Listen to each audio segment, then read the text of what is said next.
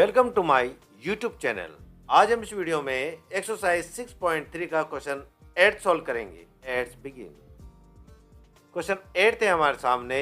E is a point on the side AD produced of a parallelogram ABCD and BE intersects CD at F so that triangle ABE similar to triangle CFB।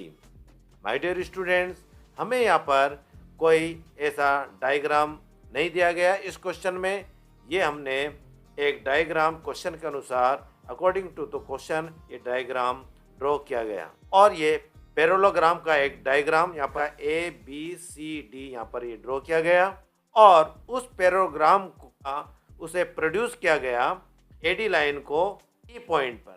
ये E point इसको बढ़ा दिया गया और ये जो BE ये उधर से यहाँ से BE एक लाइन बनाई गई जो इंटरसेक्ट कर रही है CD को। ये CD को यहाँ पर इंटरसेक्ट कर रही है पॉइंट पर F पर, यहाँ पर एक दूसरे को इंटरसेक्ट कर रही है। तो हम जानते हैं कि जो पैरेललोग्राम होती है उसकी जो ऑपोजिट जो साइड्स होती है वो पैरेलल होती है और उसके जो ऑपोजिट जो एंगल्स होते हैं वो इक्वल होते हैं, ये हमें पता है। इसलिए हम यहाँ देखो ये एक पैरेललोग्राम हो गया। ये जो एंगल है A, ये जो एंगल है मैं यहाँ पर बना के बताता हूँ। ये एंगल A और ये जो एंगल C, ये दोनों ऑपोजिट है, ऑपोजिट एंगल्स है पैरेललोग्राम का। तो ये दोनों इक्वल होंगे, ये दोनों इक्वल होंगे। इसलिए हम यहाँ पर लिख लेते हैं angle A equal to angle C। अब किस रीजन से है मैं यहाँ लिख देता हूँ, ऑपोजिट एंगल्स ऑफ पैरेललोग्राम। तो ये जो डायग्राम है इसका जो ऑपोजिट एंगल है A और C ये इक्वल है दोनों, क्योंकि ये ऑपोजिट एंगल्स है।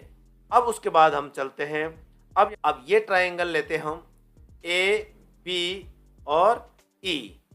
ये ABE ये जो ट्राइंगल है और ये जो ट्राइंगल है CFB, ये CFE ये जो ट्राइंगल है।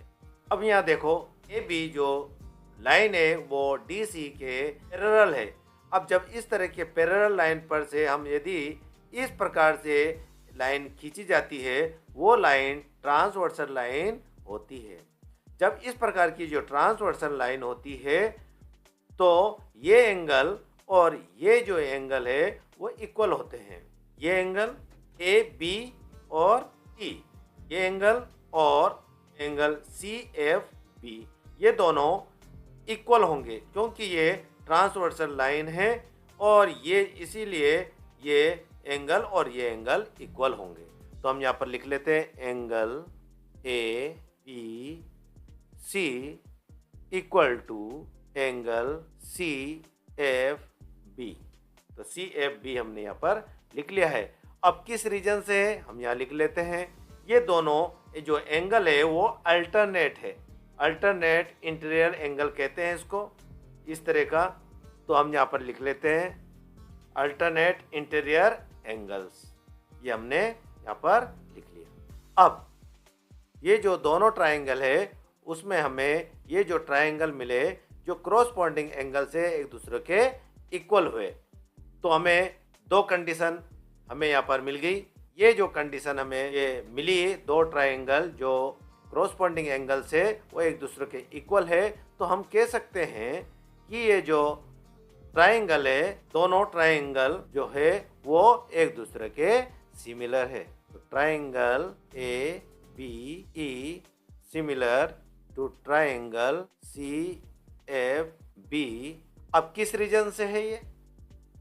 बाई AA सिमिलरिटी क्राइटेरिया से ये सिमिलर हुए, क्योंकि यहाँ पर मिल गया एंगल ये सिमिलर हुए। तो हमने ये प्रूव कर दिया कि ये जो ट्राइंगल है ABE similar to triangle CFB, हमने ये प्रूव कर दिया है। इसी के साथ क्वेश्चन 8 कंप्लीट होता है।